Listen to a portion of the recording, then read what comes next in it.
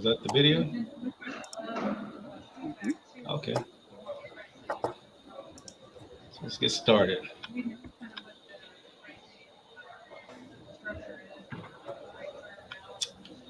Well, good afternoon, good evening. Hope everyone's doing well. We appreciate you joining this session. We're going to be talking about intentionally inclusive, driving economic impact through supplier diversity.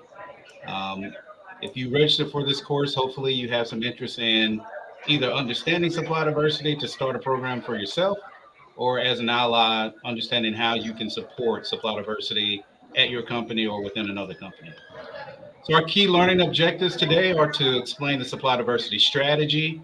We want to demonstrate how supply diversity drives economic impact. We want to demonstrate how supply diversity drives sustainability. And for if you join this course, it's really a course designed for the people track and specifically to equip individuals. So looking forward to a conversation today. You'll notice on the screen here, there's a QR code and also some instructions. We would love for you to interact with us throughout this session. There'll be some questions that pop up on the screen. We'll give you a chance to give us some feedback so that we have two-way dialogue. So you can either scan that QR code and it'll take you to this session. You'll see a different view on your mobile device, or you can actually use a second monitor on your computer, or you can just type in menti.com on your browser and enter that code when it asks you for the code, and you'll get the mobile view or desktop view of this presentation. Again, just to ask you a few questions, and we'll get started here. And as we get started, we're going to introduce ourselves. But first of all, we'd love to know who you are. Can you just take a couple of seconds and type in, if you're on Mentimeter, you can just type in your company name just to let us know who we're talking to.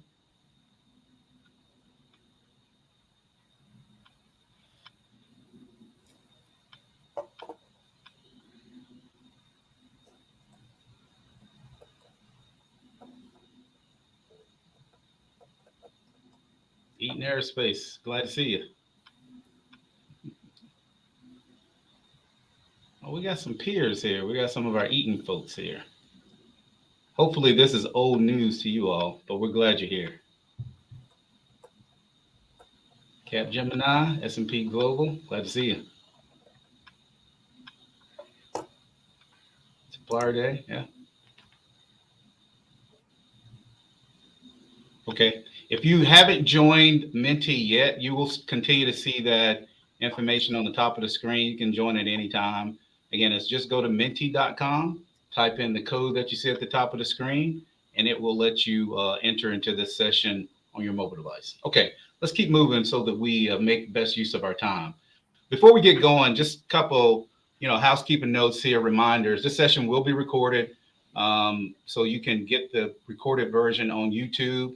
We encourage interaction, of course. Again, you'll be able to use the chat feature in this session, but we would also like for you to use this Mentimeter interactive approach if you wouldn't mind. We want you to spread the word. If you're on social media, use the hashtag collaborate to accelerate in your LinkedIn posts. And again, we want you to join us on this journey. So we're trying to get to a community of 1 million or more. And we look forward to each and every person that's on this call. If you haven't already, signed the pledge and joined the movement, I would encourage you to do so. So for some topics of discussion here, we're going to talk about who we are. We're going to give you our company overviews. We'll talk about sustainability at Eaton, what that looks like. We'll then move into more specifically what you came for, which is intentionally inclusive supply chain. And we'll talk about supply diversity best practices and strategies. And then we'll have a case study that will, give you an example of how we use both the best practices and our strategy. And finally, we'll talk about how we measure success. As we finish up, hopefully we'll have a few minutes here. We can answer any questions that you posted in the chat. And then we'll leave you with the resources that you have available in the session. Okay. I'm going to keep moving. So before we jump too far ahead, again, love some interaction here. If you wouldn't mind, just what things are you really interested in learning through this session? Just a couple key words that we can help make sure we focus on. We told you what we want to focus on, but would love to hear from you if those are the right things or if you want us to talk about something different. On your mobile device, if you're not on the same page as the presentation, you'll see at the top of your mobile device that says skip ahead. or skip to where the presenter is. That's how you can catch up and get to the same screen.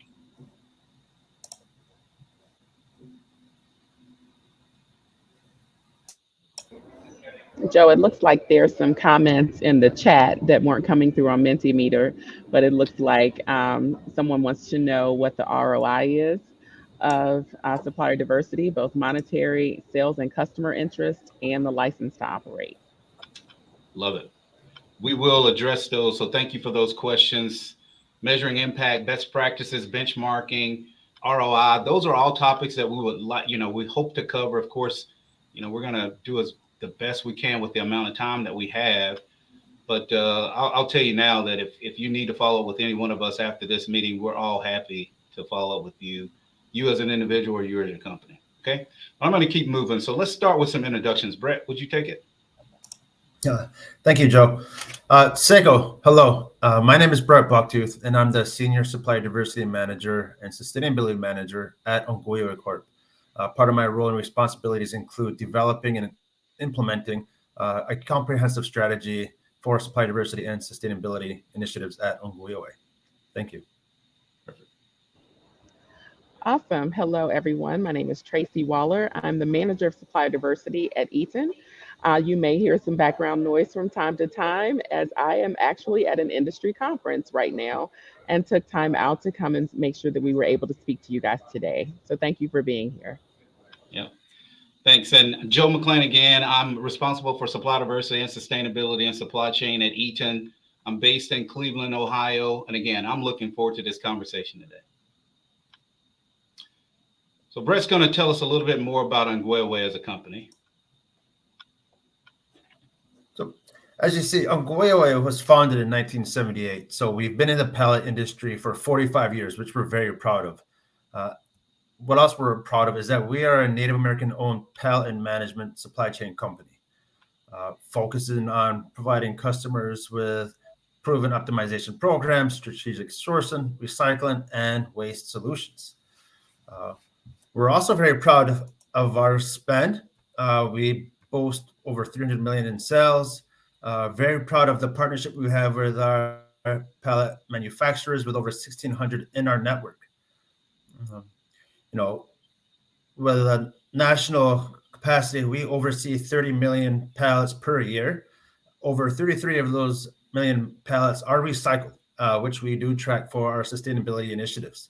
Our own unique diverse spend is over 16%, which could tell you was over $54 million last year alone. Again, that's spent with diverse owned organizations. Much of our company is based off our core values, respect, integrity, stewardship, and accountability. And again, as a minority-owned company, we're very proud to have the Corporate Plus membership, which was designated through the NMSDC. Thank you. Thanks, Brett. And again, I think Brett and I chatted earlier, and I think that the recurring theme that you're going to hear through our presentation is partnership, right? Relationships. We're excited about our relationship with Ongweoweh. I'll tell you about some of our other strategic partnerships, but every diverse supplier that we do business with, we're really proud to have them in our network. So let's just talk a little bit about Eaton. I would be doing my company an injustice if I didn't tell you who we are as an organization. So Eaton, we are an intelligent power management company doing business in more than 170 countries. Our annual sales was over $23.2 billion in 2023. So excited to work for a company that, keeps in line both values of profit along with the planet and people. We've got a very robust sustainability strategy at Eaton based on these 4 different pillars, if you will. And we're driving those pillars, and 2 of the things that really stand out from a procurement standpoint that we're responsible for are the 15% reduction in scope 3 emissions. So I have to say I've really enjoyed some of the sessions that I've had the opportunity to sit through earlier today. And before I go any further, kudos to the team that organized this event. I think you've done a phenomenal job. It's outstanding to see, this type of planning come to this type of execution. I know it's not easy, right? But it was great for me, newly in this role, been with the company for 30 years, but I learned more today, I could tell you, than I probably learned in the last couple of years about how to reduce scope 3 emissions. And then also no human rights violations from our key suppliers. So again, human trafficking, modern slavery. If you were not able to participate in the early events, strongly encourage you to make sure you get a copy of those links so that you can watch those at your leisure. But again, these are the same things that we're focused on at Eaton. And, we're proud to say we're making really good progress, right? So if you look at our 2022 sustainability dashboard, we're not ready to, I'll say in American terms, we're not ready to spike the football yet, but we have made progress. We're making some significant progress in some key areas. I won't bore you with trying to read through all these metrics. Our sustainability report is available. You can just Google Eaton Sustainability and get our latest report. Looking forward to the 2023 report coming out pretty soon. But again, we're moving in the right direction as it relates to sustainability. So how would you rate your company's sustainability strategy? Again, this is a Mentimeter question, just really for us to get a good sense of the people that we're talking to. And there are, different ways that sustainability programs are measured. But from a maturity standpoint, these are 5 different levels. First level being compliance. Next one, obligation. The third one, efficiency. Fourth, leadership. And the 5th, purpose. See some people popping in here. Thank you for that feedback.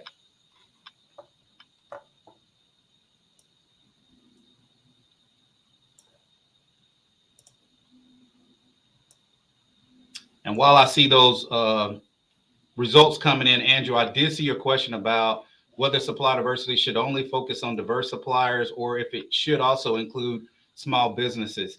I'll go ahead and address that now because I don't want to forget later. We track more categories in supply diversity than what we typically talk about. Small business is included.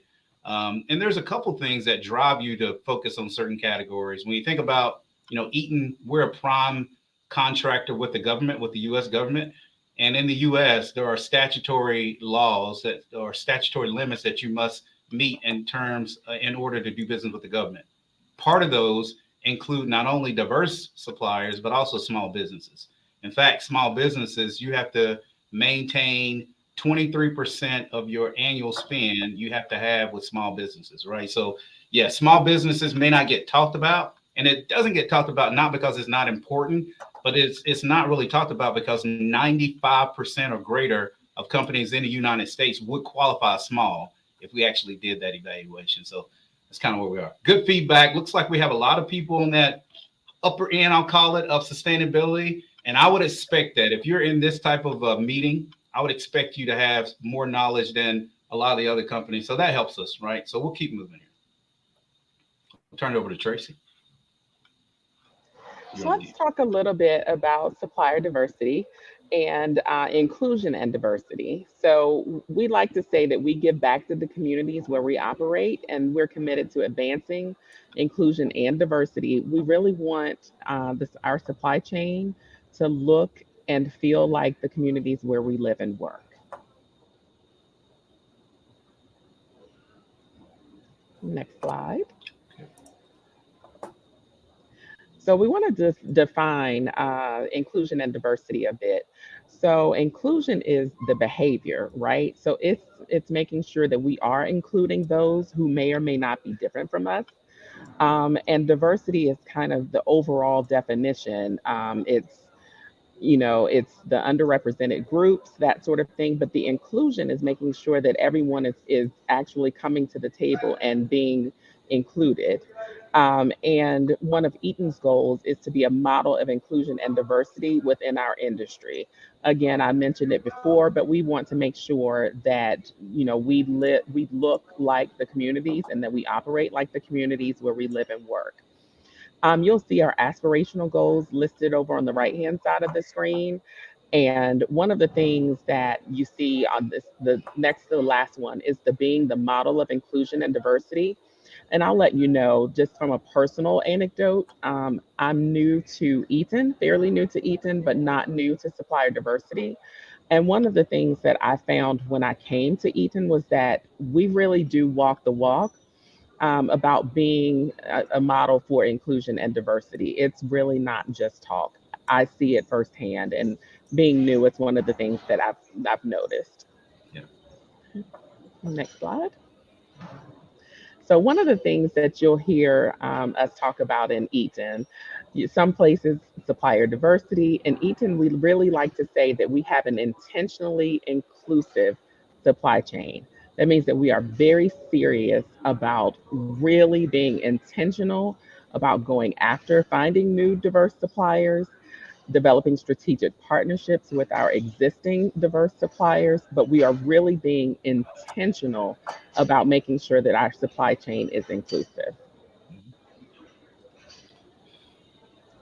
So another chance for you to give us some feedback. Go ahead, Tracie. Yeah, that's what I was going to say. It's here we go again. It's time for you to give us some feedback. How would you rate your supplier diversity knowledge? Is this, are you beginner level? Do you gotta have a lot of knowledge? Let's talk about where we stand. I want to make sure that we tailor our discussion so that we don't lose anyone, that we don't bore anyone, or that we don't give way too much information or not enough. Awesome. I love the feedback coming in. That's good. Yeah. Perfect. Right around the middle spot. Yep. That's good. Okay. Awesome. Okay. Move ahead. So, one of the things too that we like to talk about in supplier diversity is the fact that it's a business strategy. It's no longer just a nice to do or just the right thing to do or just a box to check off. It really is just a part of sourcing overall. It's not a separate thing, it's part of sourcing overall. So, it is a business strategy and not something that's extra. Tracie, let me jump in here because I think this is a good point to address the question that was posted earlier about the Mhm. ROI of supply diversity. Yes. And I'll tell you, again, I've been in supply diversity. Actually, this is my second rotation into supply diversity. And, most of us on this call, if you participated in any one of these events, you work for companies who are forward thinking, right? And whether you know it or not, when those companies are selecting their suppliers, they're asking the questions around sustainability, which includes supply diversity. And what I can tell you definitively, not anecdotally, but definitively, we have seen higher reward or awards from RFQs with customers who are on that, I would call it leading edge of, sustainability. We'll show you some of these customers later, but I don't think you can quantify, there's no loss when you talk about investing in supply diversity. There's only gain. Not only the profit side for the company, but when we talk to Brett here and we talk about what his company and our company was able to do together in terms of, you know, finding synergies and finding efficiencies, I think the ROI speaks for itself. But I appreciate the question. I just didn't want to miss the opportunity of sharing it here while we're on this slide. Okay. Go to the next one. Awesome. So let's talk about what the definition of a diverse supplier is, right? It's a supplier that's at least 51% owned and operated. And I'm going to emphasize the and operated piece again by a traditionally underrepresented group or individual. So you'll see the acronyms listed here: MBE, Minority Business Enterprise, WBE, Women Business Enterprise. That's actually the conference that where I'm attending right now. But they are powerful, and Eaton is very committed to working with diverse suppliers. But I just wanted to reiterate the 51% owned and operated. You do have to provide information to accrediting agencies, letting them know how your business is structured, who is doing what the underrepresented group is. So there are some things that you have to prove in order to be certified as such, but really wanted to focus on the owned and operated piece. So that's so that we all have a basic definition of what a diverse supplier is. So one of the things that you'll see here listed on this screen is a list of affiliating agencies and certifying agencies that Eaton has a relationship with. We really have partnerships with these organizations because it's efficient for us to help to understand and to find diverse suppliers. So they also provide training to suppliers. They make sure that suppliers, when they come to do business with Eaton, that they are ready to contract, is what we like to say. These are the agencies that are finding diverse suppliers, certifying diverse suppliers, matching diverse suppliers with corporations. They're the ones that are helping us make these relationships and build these partnerships. And it's just the most efficient way for Eaton to be able to do these things.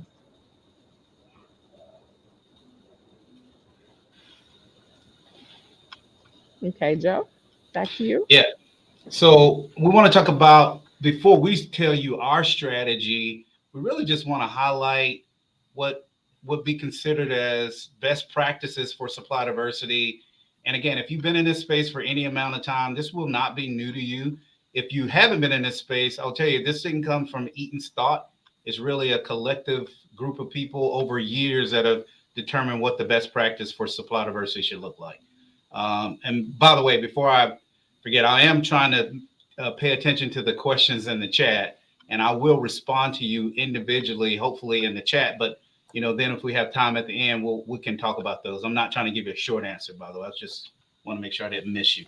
So when you think about best practices, if you go to the National Minority Supply Development Council, which is the largest organization in the world for certifying any type of diverse company, but specifically they're focused on minority companies, they've developed these 8 best practices, which are, executive sponsorship and supply diversity policy. So if you don't have your leadership engagement and you don't have a policy, then you really are not really getting started. You may be making progress, but it's kind of like reactive. Going back to Tracie's point, it's not proactive. It's not something you decided. It's just something that's happening.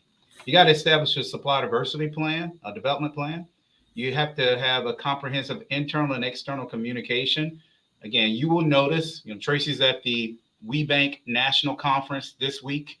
She and I participate in as many of these conferences as we can, because that's part of our internal and external communication. Not only are we there to make sure people know that we're serious and we're engaged from a supply diversity standpoint, but we're also there because we want diverse suppliers to know what we're looking for. And we'll talk about that more when we talk to Brett. That's how we found Brett and his company. We went to a conference looking for a solution and we found them. You have to identify strategic sourcing opportunities. Again, we'll talk about that.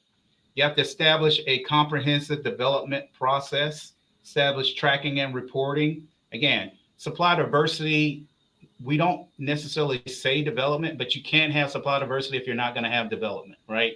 And that doesn't mean that you're giving necessarily preferential treatment. It just means that you're taking into consideration how you're trying to integrate, in some cases, a smaller company into a larger company. And how do they learn how to do that?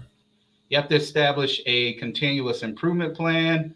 And then also, when you talk about what's best class for supply diversity, if your supply diversity program only impacts your tier 1 suppliers, then there's a significant amount of suppliers that you're never going to touch. And so if you really want to have a program considered to be best in class, you have to extend your strategy to your supply base. Meaning, and you've heard Brett say this already, we strongly encourage our non-diverse as well as our diverse companies to partner with us and to help drive this initiative through their supply chains. Okay.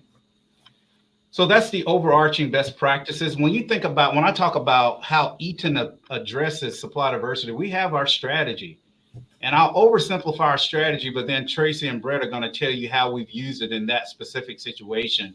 The first thing we try and do is analyze. We take a look at our spend. What are we spending? We research how many of our incumbent diverse suppliers can address the gap that we're seeing today. Before we add any supplier, we want to know, do we have an incumbent supplier that can do what we're trying to do, right?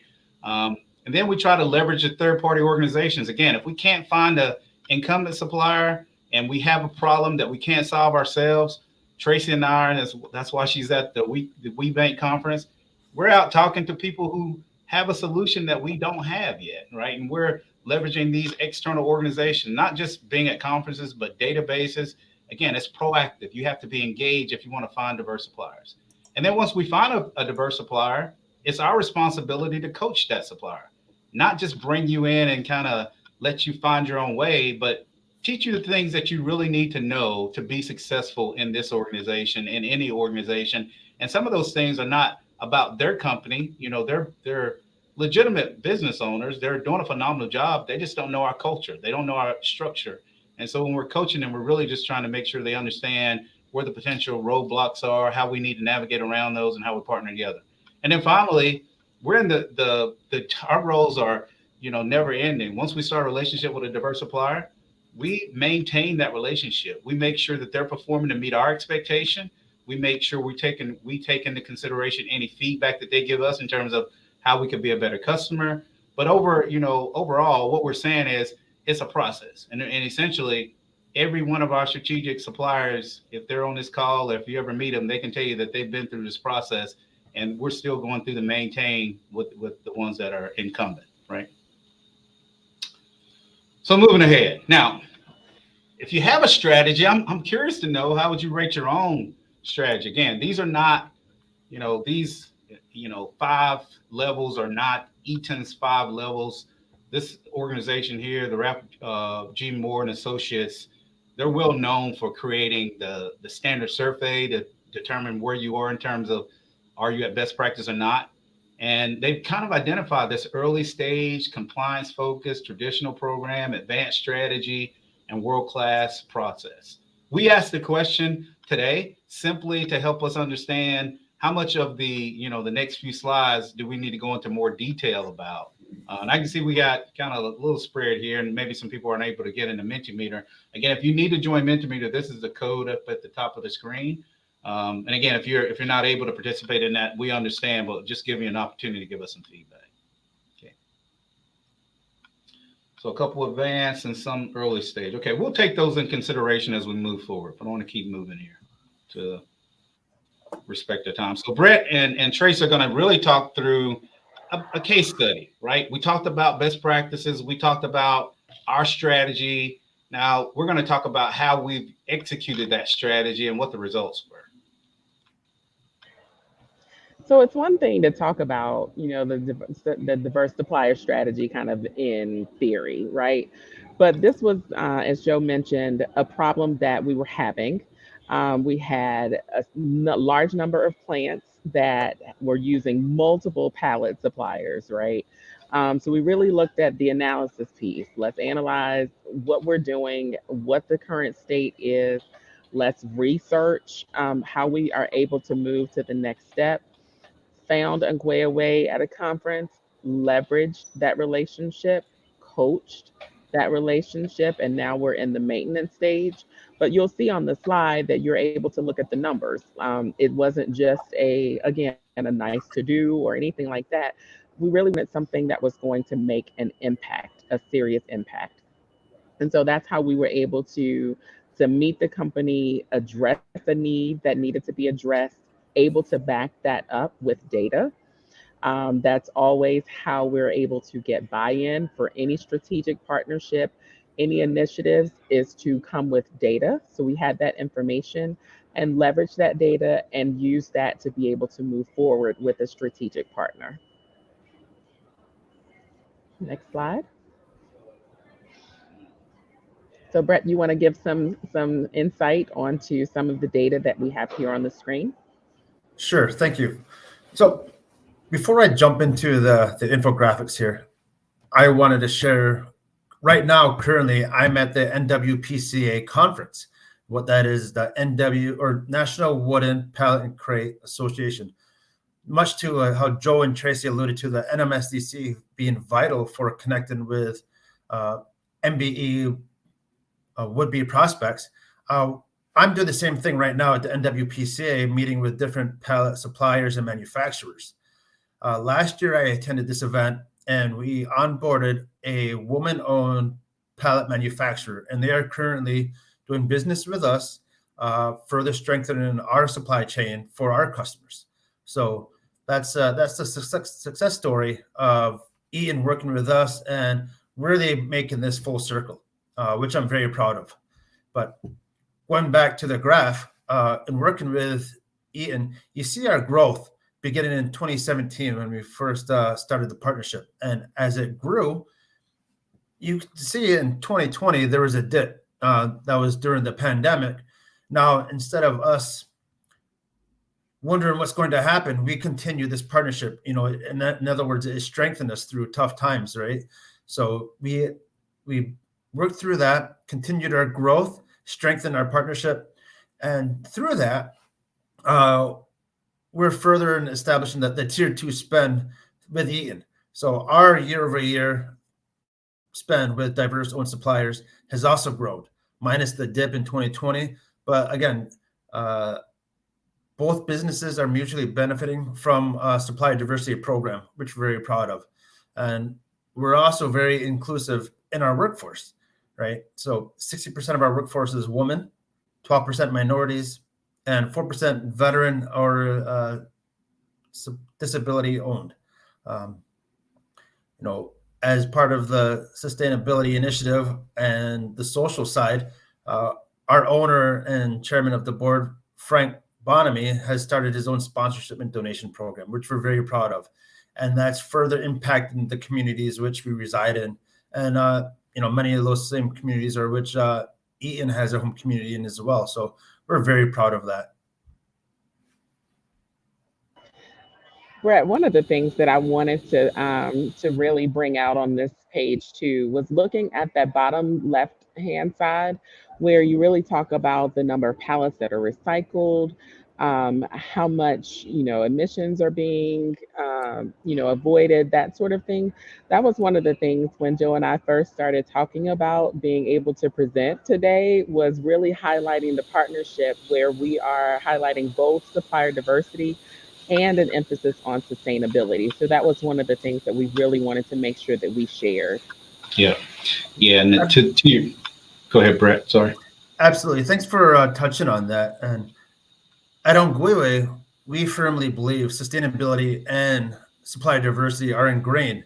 It's ingrained in the culture, and that's thanks to our founder, Mr. Bonamy. And before I go into the sustainability portion, a little history on Ongweoweh Corp is the name of Ongweoweh, meaning original people through the Iroquois and Haudenosaunee terminology. And within our culture, which part of our company was based off, is the premise and the values of the 7th generation philosophy. And this philosophy ties in with our sustainability efforts, as the philosophy advises that in every deliberation, in every impact that we have, we're looking ahead 7 generations ahead to ensure that we're leaving the planet a better place than when we arrived. So we really take that to heart, and not just in environmental decisions, but also in our business decisions, that we're making these impactful decisions for future generations. And that really, as being a pellet manufacturer and a management company, we want to track those, right? So for the pellets recycled, we're tracking that, and that equates to trees saved.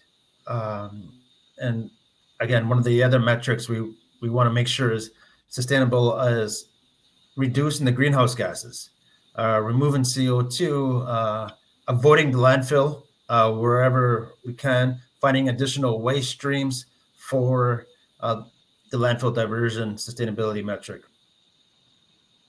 Yep. So there's a question that came in on how did you reduce CO2 through diversity? Brett, I think can you just add a little bit more clarity on what the process that we're talking about here? For the reducing CO2 emissions, really that's through a calculation. And that calculation is based off the EPA waste reduction model. And that's based off the dimensional lumber. It's derived by taking the difference between the net CO2 emissions produced by landfilling and the net CO2 emissions produced by recycling dimensional lumber. Again, without getting too scientific on that, but you can find more information at epa.gov/warm. Yeah, good overview. So there was a few other questions that I was trying to address in the chat, but one of them was, how do you strike a balance between the imperative to onboard diverse suppliers who are often smaller and the need to uphold rigorous standards? And what we want to hope to show you today is that we partnered with Ongweoweh because we had a problem we couldn't solve, right? And so we had wood pallets. We had too many wood pallet suppliers, and we were sending pallets to the landfill.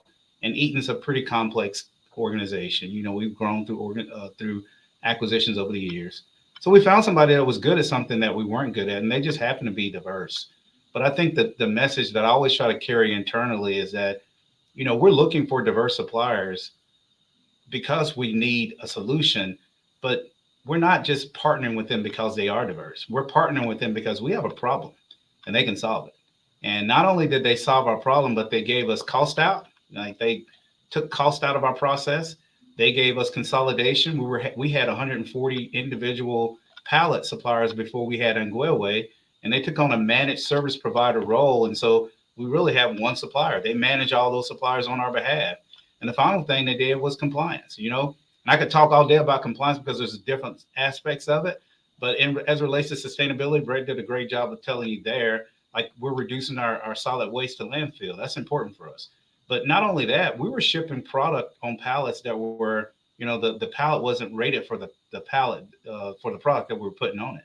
And we didn't have that SME embedded in our organization until we partnered with Ongweoweh. And they came along and coached us on some of the things that we could do to prevent accidents, right? So again, if you want to chat more, you can tell we could talk about some of this stuff all day, but we don't want to kill all our time. So let me just kind of highlight a few things, and hopefully it kind of gets at the heart of some of the questions that you're asking, or some of the things that you still may be trying to figure out. Our goal in supply diversity is just to build meaningful partnerships, right? We talked about Ongweoweh, but let me just tell you, Ongweoweh is a great supplier and a sea of other great suppliers that we have the good fortune of partnering with. And these are not all of them, it's just some of them. And one of the things that I'll tell you is that, you know, we're not shy about sharing, you know, our partners with other companies if you're interested. And so if you need a solution, if we can help you, we'll be happy to. But they're providing value beyond diversity. They're not just coming in and, you know, looking for an opportunity to get a check from Eaton. They're coming in and saying, hey, I can solve this problem. And they have innovative and creative approaches, just like you heard from Ongweoweh. And so we're really proud of our partnerships. But not only do we have those strategic partnerships, you know, it makes us a preferred supplier to our customers. That's the thing I think is missed. We talk about the ROI. You know, if a company is participating in an event like this, I will tell you, most of the companies that are here are forward thinking in terms of sustainability, and they're asking the right question in the sourcing process. I know we haven't all figured it out, but they are asking, what are you doing about diverse suppliers? What are you doing about sustainability? And I think, you know, the good thing about Eaton is we're doing, you know, the right thing for people, planet, because that's who we are and that's what we want to do. But we're also benefiting from having that approach by building stronger relationships with our customers, right? So that's the ROI, I think, if you want to cut down to it. But let's wrap up here. We're going to talk about measuring success, and hopefully we've answered your questions. We still got some time. If you want to throw some things in chat, we are going to try to finish on time, because I know there's one more hour left to this WSPD for this year, and I know some people are extremely tired, and you have a right to be. We're going to talk about tier 1 performance, tier 2 performance, and economic impact, the way we measure success. Just at a high level, you know, most people, when you talk about supply diversity, they really want to talk about how much money are you spending with diverse suppliers. I'm not shy at all about telling anybody that, you know, for a company our size, we're $23 billion. We've crossed that threshold of spending more than $1 billion with diverse owned suppliers. When you consider all the categories of diversity that we track, not including small, and again, we don't include small just because small business for us is not difficult for us to accomplish, right? But we're excited about where we are, and we're on a path to getting to the place where only 39 other companies have been able to get to, which is $1 billion roundtable certified. That means you have to have an annual spend of $1 billion with certified diverse owned companies, and those diverse owned companies have to be certified in the categories that BDR recognizes. Some of those that we track are just government recognized. And so we have some work to do, but we're on the right path. And again, we have the support of our senior leadership. We have the support of the great team of Eaton people that you saw join the call earlier. And I have no doubt that we're going to cross that threshold sooner rather than later. So one of the things that we talk about, and you've heard us talk about a few times throughout the presentation, is tier 2. So one of the things that we share is, and one of the things that I like to say is that it's kind of the breadth versus the depth of a supply chain. So as Joe mentioned before, there are some suppliers that they're just large suppliers to us. They may or may not be diverse. But we do ask them to participate and to make sure that they are spending with diverse suppliers. So that gets into the depth of the supply chain. Whereas our tier one, we may not buy necessarily from a diverse supplier in a particular space.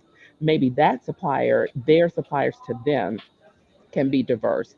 That gives us enhanced transparency. It strengthens relationships. It increases competitiveness. We're all out here to be competitive and make money, right?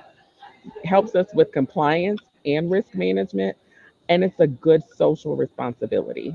Again, we don't like to look at supplier diversity as a box that's checked off or it's just the right thing to do. It's quite frankly a strategy. It's business, it's the way that we do things. And it's not that we exclude suppliers because they are not diverse or anything like that. We choose the right suppliers, and sometimes they just so happen to be diverse.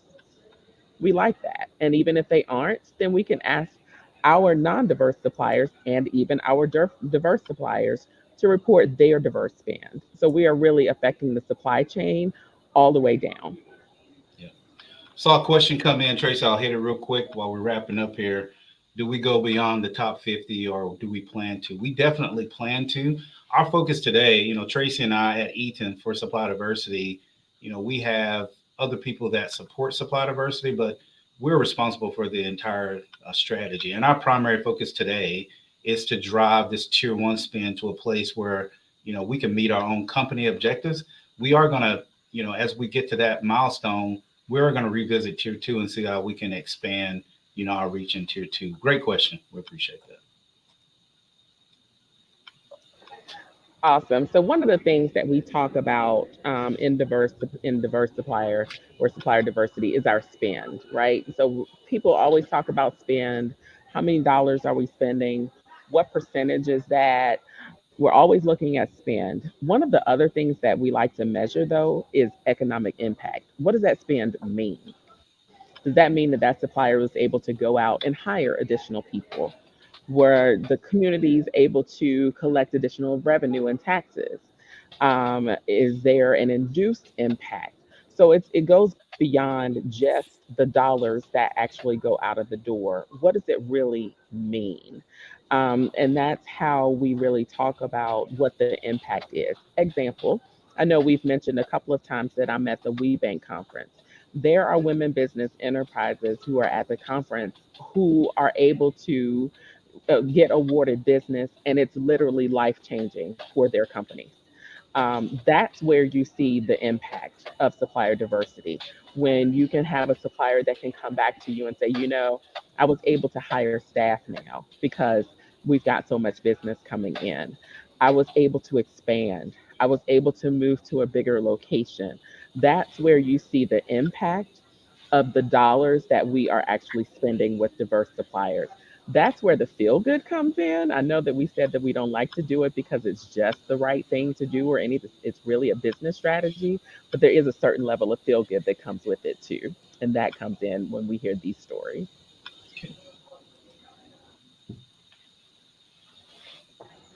So when we look at what our 2022 economic impact was, we don't have the 2023 numbers yet. These are the numbers are calculated by a third party. But we look at our spend with small and diverse suppliers. We were able to impact $1.4 billion, billion with a B, a direct impact on the benefit of companies' operations. We look at the indirect impact. We look at the induced impact. But look at how many jobs we're creating just by spending with diverse suppliers. That's a win-win if I've ever heard of one. We look at the incomes. We look at taxes. So these calculations really let us know that beyond being able to be a profitable company, beyond doing the right things, we're really making an impact. And those dollars, that $1 is being recycled over and over again. And that's where you see the impact of what our spend is. All right. So look, I know we covered a lot of information and it went fairly quickly. I think I was able to get the questions answered that were placed in the Q&A portion, unless there looks like it might be one more that popped up here. But again, I just want to summarize here the our relationship and our focus with our diverse suppliers is really is strategic, and we're all committed to sustainability. It's not something we're doing because we have to. It's something we do because that's what we believe in. Supply diversity has to be proactive if it's going to work. It drives innovation, creativity, and value beyond just a diverse span. Supply chain alignment with the supply diversity strategy is key to success.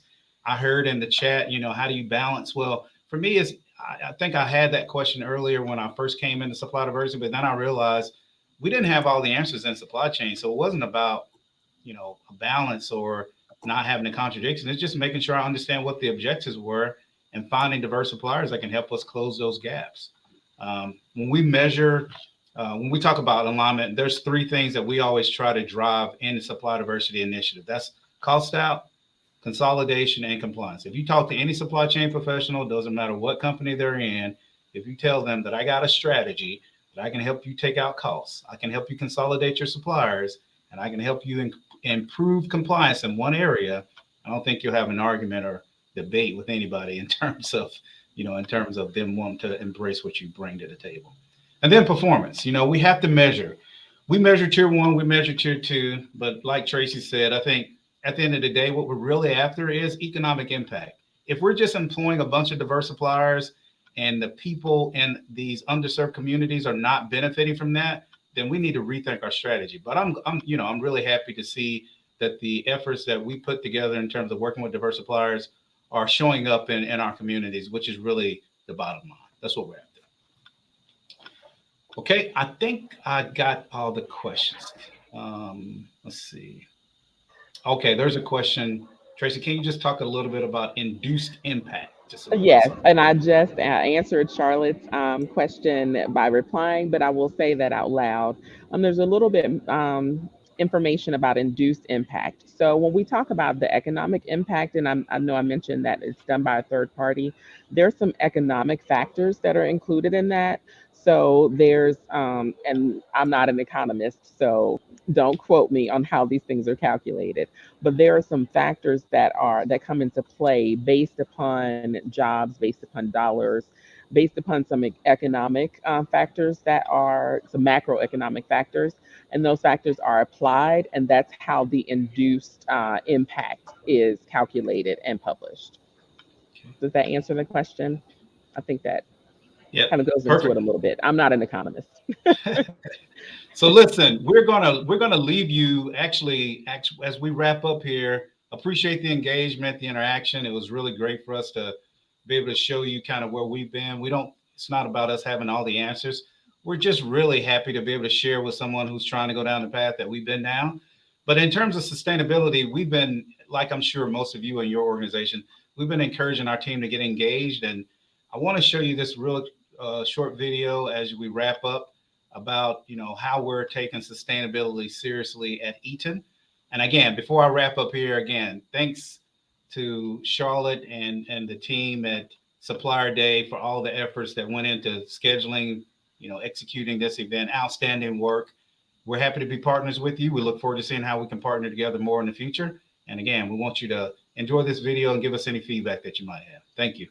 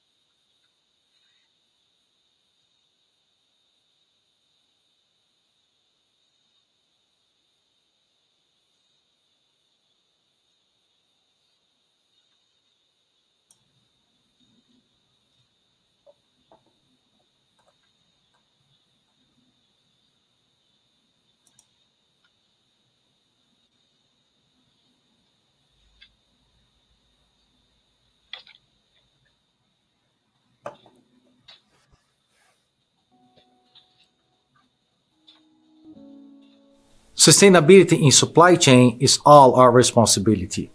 Our commitment to do our part to protect people and the planet are aligned with our vision.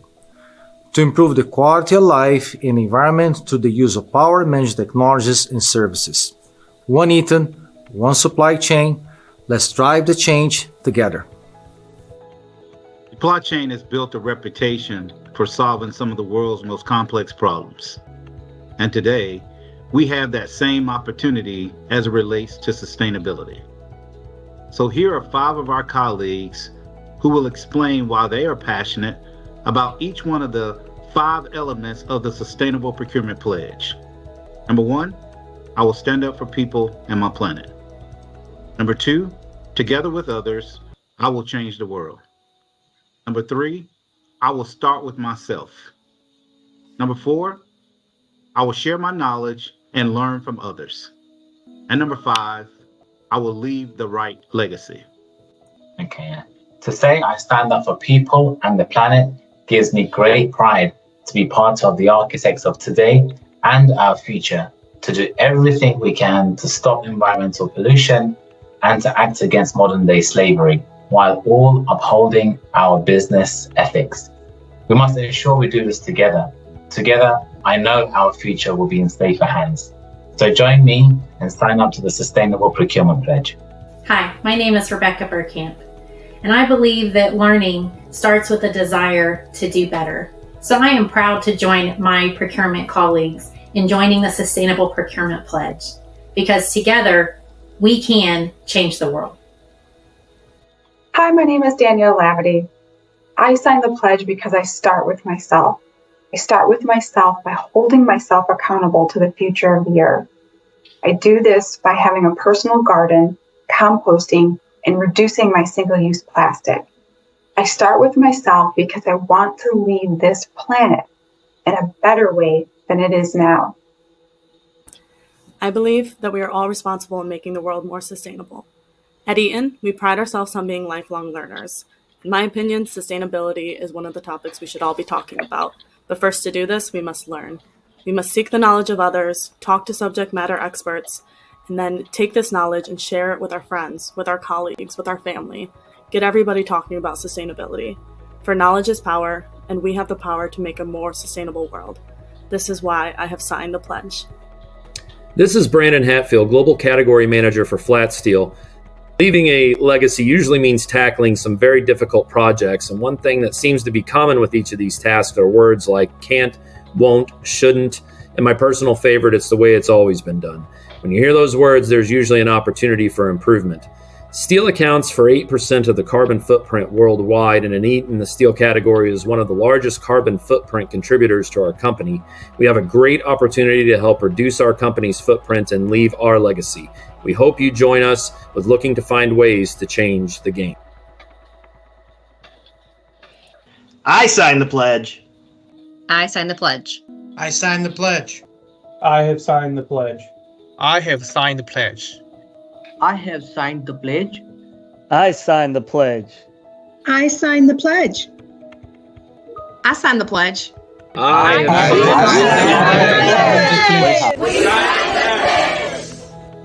Let me take this opportunity to thank every leader and every supply chain professional that's already actively engaged. And if you're not engaged, it's not too late. Sign the pledge. Join the movement. Let's drive change together.